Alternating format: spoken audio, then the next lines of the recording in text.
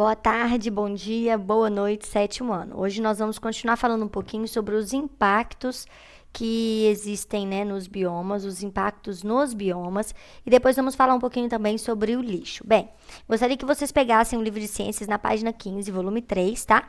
Que nós vamos falar um pouquinho sobre o uso excessivo, por exemplo, de agroquímicos e agrotóxicos. Vamos falar também do excesso das substâncias no ambiente, algumas doenças que elas causam. Vamos falar também sobre a mineração e os impactos ambientais. Vamos falar também sobre o lixo, tá? Então, além daqueles 9, 10 impactos que eu falei na vídeo passada, nós vamos dar a ênfase a algumas que são importantes para esta aula hoje. Bem, o livro trata como poluição do solo o uso, por exemplo, de agroquímicos e metais pesados. Vamos lembrar que nós dependemos da agricultura, dependemos da pecuária, nós dependemos desses tipos de uso do solo, né, e do ambiente para a nossa própria sobrevivência. Dependemos da mineração também para a nossa sobrevivência. Só que toda vez que a gente fala desse tipo de uso, né, do meio ambiente, a gente também pode falar que existem formas mais sustentáveis do uso dessas tecnologias, né, no ambiente.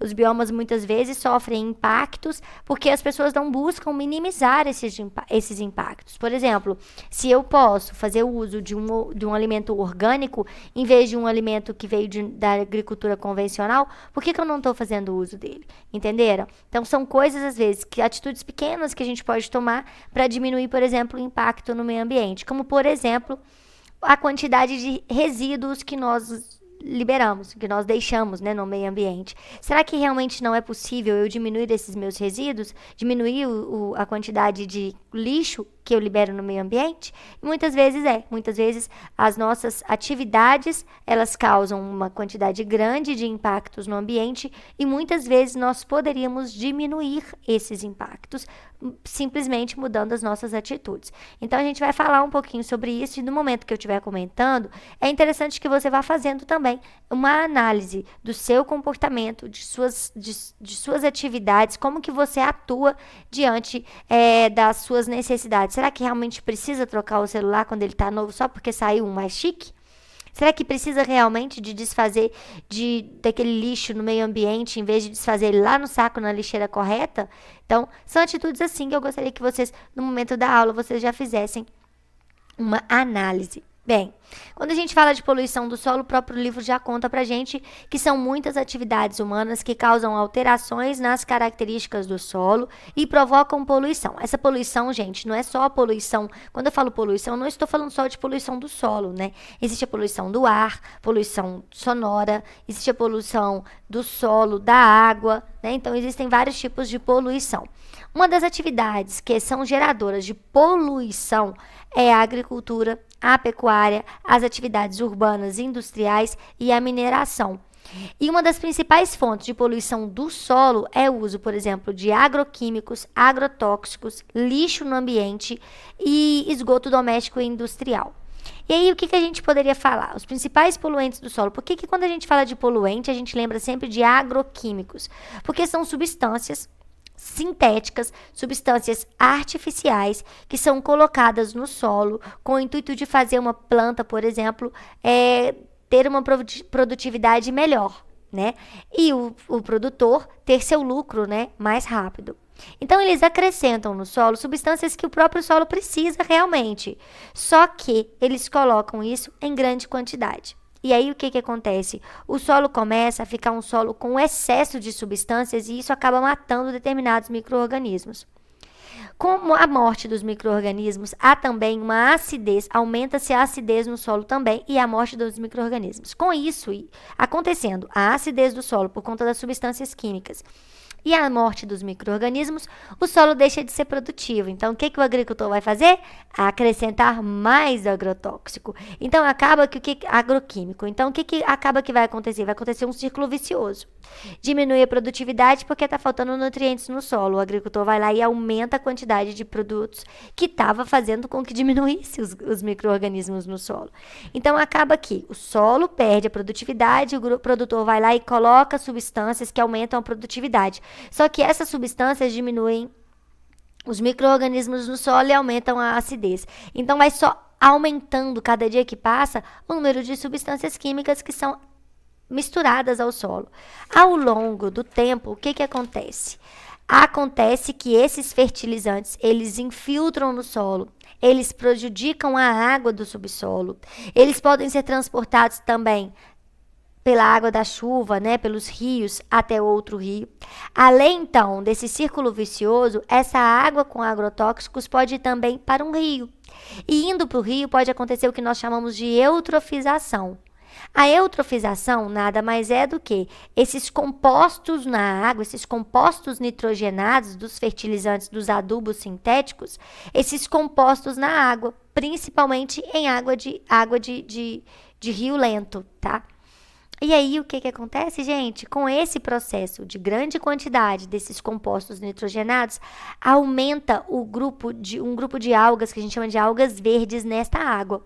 Aumentando o grupo dessas algas no ambiente, seres fotossintetizantes que vão utilizar, na verdade, essas substâncias também para se desenvolver, com o aumento desses compostos nitrogenados ou fosfatados na água, as algas aumentam a população. O aumento dessas algas vai criar, então, a água com uma superfície esverdeada, que é a característica de possuir, né, muita quantidade dessas algas. Com isso, gente, o que que acontece? Essas algas, em grande quantidade na lâmina d'água, na superfície da água, vai causar o que a gente chama de quê? Essa imagem a gente tem aí, olha, essa água com eutrofização. Ela está passando pelo processo de eutrofização, né? O rápido aumento desses organismos vai criar um bloqueio da penetração de luz na água. E com isso vai prejudicar uma cadeia alimentar. Por que que vai prejudicar a cadeia alimentar? Porque seres que realizam fotossíntese que estão nessa água não vão conseguir absorver luz, vão morrer. Com isso, vai diminuir a quantidade de oxigênio que está dissolvido na água e vai acontecer a morte tanto de plantas quanto de animais que vivem nesse ambiente. Com isso, gente, olha só que louco. Um processo lá atrás, que foi, na verdade, o excesso de uma substância na água, pode causar uma pobreza no solo, o solo ganhar mais substâncias tóxicas para aumentar a sua produtividade. A água de uma chuva, por exemplo, lava esses agrotóxicos e leva para a água normal, para a nossa água, e pode causar a morte de peixes, morte de animais que dependem da água para sobrevivência e do oxigênio que ali está presente. Este é um problema. Né? O outro problema, poderíamos dizer, que seria o uso dos metais pesados, que são substâncias químicas que, algumas em pequena concentração, não tem problema nenhum. O problema é quando elas aumentam, que elas são tóxicas. Algumas dessas nem são tóxicas para a gente em pequenas quantidades, mas em muita quantidade sim.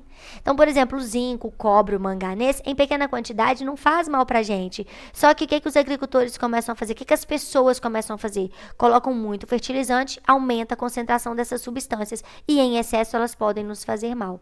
Agora, já existem outros que mesmo em pequenas quantidades eles já nos fazem mal. Em qualquer concentração vão nos fazer mal, como é o caso do chumbo, do mercúrio, do cádmio, do arsênio. O chumbo, por exemplo, ele causa o saturnismo, que é uma doença mesmo que vai afetar o organismo de um ser humano.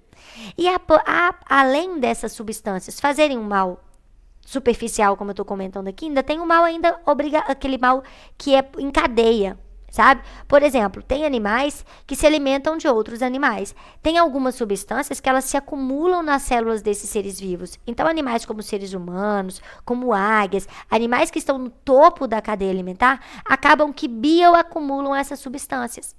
O que acontece que a gente aprendeu lá no 6º ano, que é a magnificação trófica.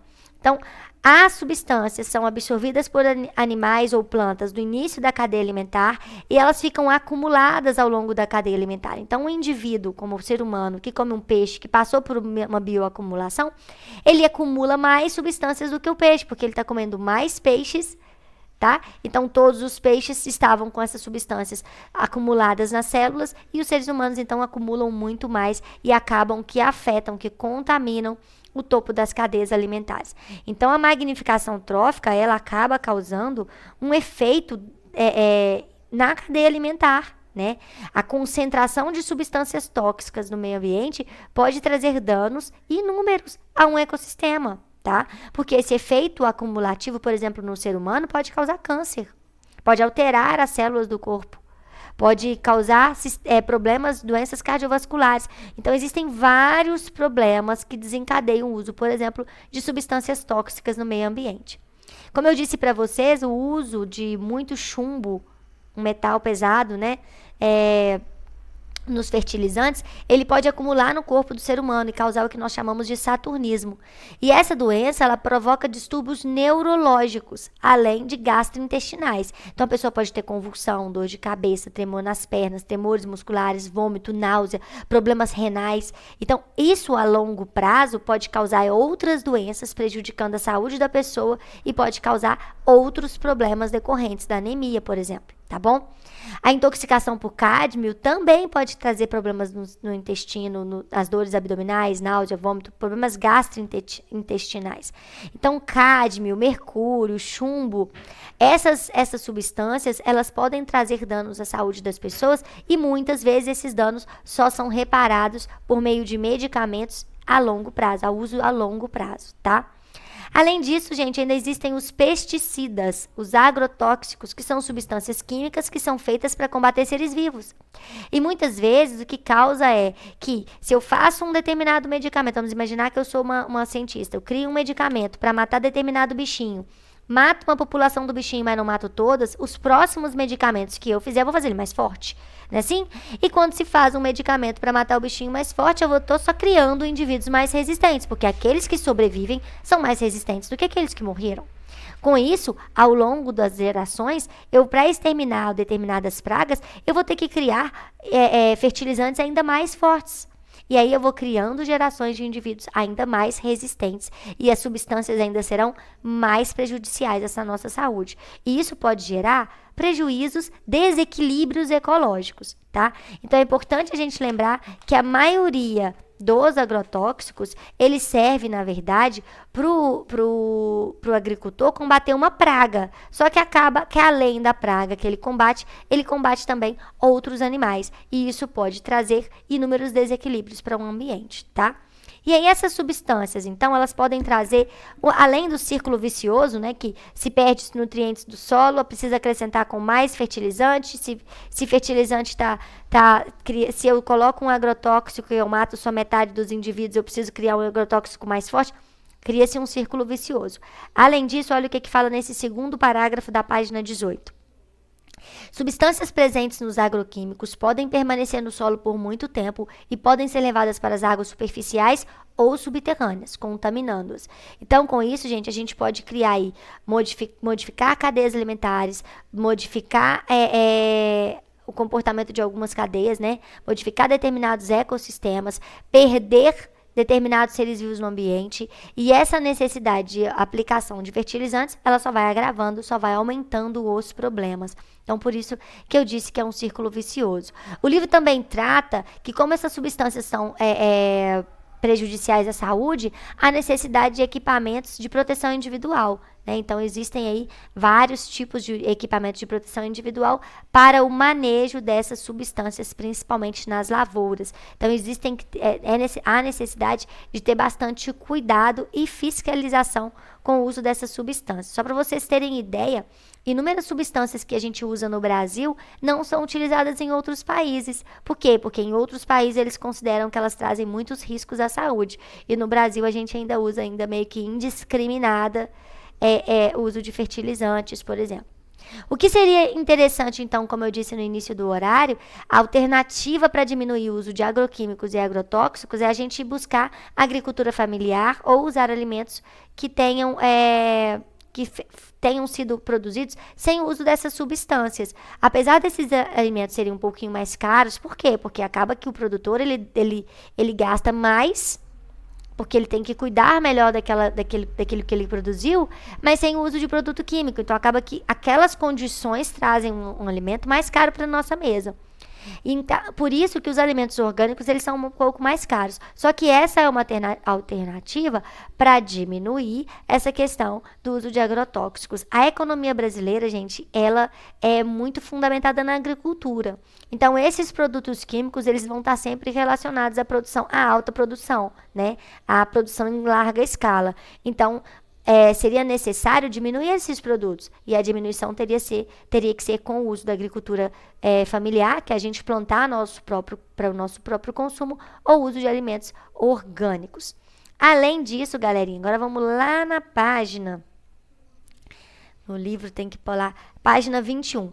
Fala sobre a mineração, que é uma outra fonte de poluição do meio ambiente, mas nós necessitamos muito. O desenvolvimento do nosso país e do nosso estado, principalmente, né? Depende muito da extração dos minerais do solo.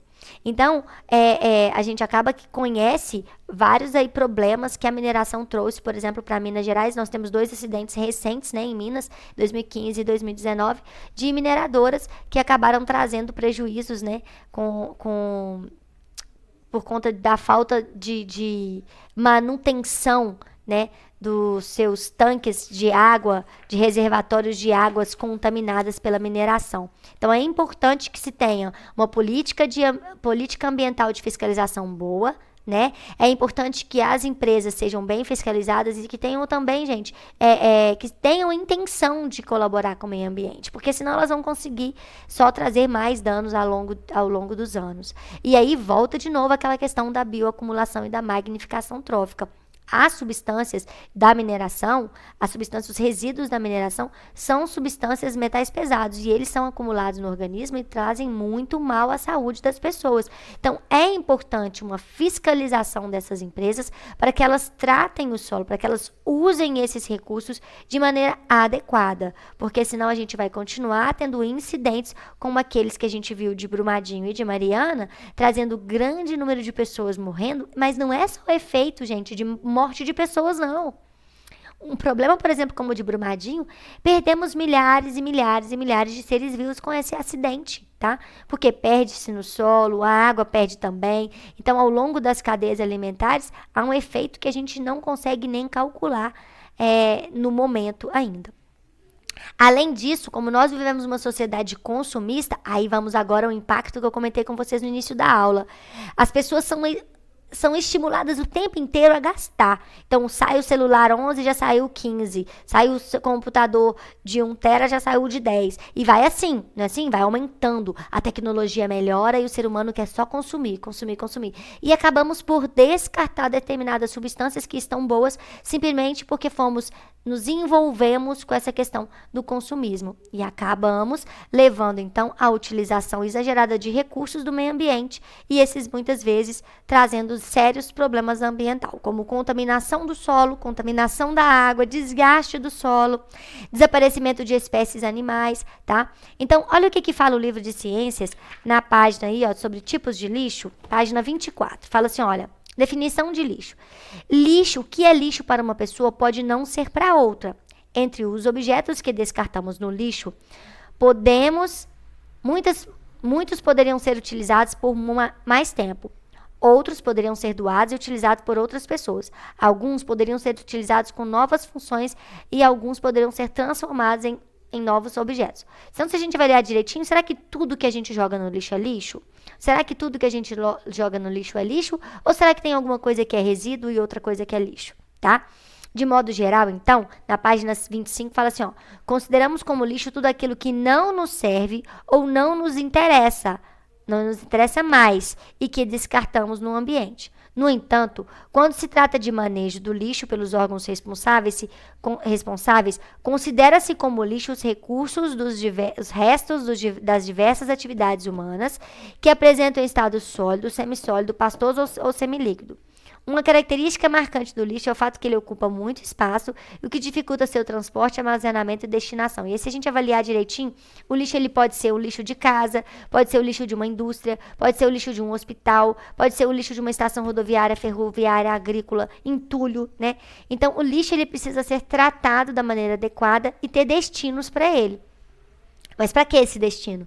Para se eu faço o destino correto do lixo, se eu mando esse lixo para o destino adequado, eu evito poluição e contaminação do solo. Por exemplo, o lixo hospitalar ele não pode ser manuseado, não pode ser deixado junto com o lixo domiciliar. né? O lixo hospitalar é incinerado, ele é queimado, com qual objetivo? Evitar a contaminação das pessoas, né? O lixo domiciliar, ele pode ser separado, porque existem resíduos ali que podem ser reciclados. Então, é importante que a gente também tenha essa atitude de separar, por exemplo, o lixo seco do lixo úmido ou os recicláveis dos não recicláveis, né? Para assim facilitar os catadores, para facilitar para os catadores e também para diminuir os resíduos que são realmente necessários irem para o lixo, né? Vamos falar que o lixo orgânico, ele pode virar adubo, né? O lixo orgânico, ou seja, aqueles que são de origem animal ou vegetal, eles podem são biodegradáveis, eles passam por processo de transformação e reciclagem rápida, então eles podem virar adubo para o solo. Já os lixos inorgânicos, não. Eles geralmente demoram muito tempo para passar pelo processo de decomposição de seres vivos. Então, como os seres vivos vão demorar muito tempo para fazer essa decomposição, é importante que a gente reutilize para diminuir o acúmulo desse lixo, porque eles vão causar poluição no ambiente e muitas vezes vão trazer danos ao meio ambiente. Eles podem ser tóxicos, podem ser atômicos, pode ser radioativo, pode trazer problemas para a saúde das pessoas, pode acumular nas cadeias alimentares, pode trazer a morte de pessoas, a morte de peixes, a morte de animais que dependem daquele ambiente. Existem substâncias químicas que elas acumuladas no solo, elas podem fazer, por exemplo, com que uma mulher não consiga engravidar. Pode trazer inúmeros danos à saúde das pessoas. Então, nós temos que dar um destino correto para o lixo. Para quê? Para diminuir, então, esses riscos, diminuir os problemas que o lixo pode causar. Então, a gente pode tanto descartar o lixo num aterro sanitário, como no lixão, como no aterro controlado. E qual que é a diferença? O lixo é jogado a céu aberto no ambiente. Todo o líquido do lixo, que a gente chama de chorume, ele vai acabar infiltrando no solo e pode contaminar o lençol freático, a água subterrânea que abastece um rio que a gente bebe água, tá? Além disso, o lixo ele vai gerar um gás que nós chamamos de metano, ele espalha pelo ar e pode até causar incêndios. Então, o lixão é aquele lugar que o lixo é jogado a céu aberto, tá? O aterro controlado é quando eles geralmente não impermeabilizam o solo, não fazem um canal para impermeabilizar o solo, tá? Mas eles acabam acumulando o lixo e tampando o lixo com terra. Aí o lixo, ele diminui, sim, a quantidade de substâncias poluidoras no ar, mas ele acaba poluindo muito a água. Por quê? Porque o chorume ainda vai infiltrar no solo e ainda vai causar danos para o lençol freático. Já o aterro sanitário é um aterro controladíssimo. Tem instalação, cuidados especiais com impermeabilização do solo, com canalização para a queima do gás metano, para diminuir a poluição. Então, existem vários destinos para o lixo e várias situações que podem poluir menos o ambiente ou não, né? Depende de como a prefeitura da sua cidade escolhe. Será que vocês sabem qual é o tipo de destino que a gente dá o lixo aqui em Belo Horizonte, em Contagem? Vocês sabem disso? Então, vai ficar como atividade para vocês procurarem. Qual o destino que Belo Horizonte e Contagem dá para o lixo? É para um aterro sanitário? Um aterro de controle? Um lixão? Para onde vai o lixo de Belo Horizonte e Contagem? É aterro sanitário, de controle ou lixão? Confere aí depois, que na aula eu vou perguntar para vocês. Então, como eu comentei com vocês, o lixo a gente pode usar ele de maneira consciente, diminuir a quantidade do lixo e também nós podemos dar destino certo para o lixo, fazendo a coleta seletiva, né?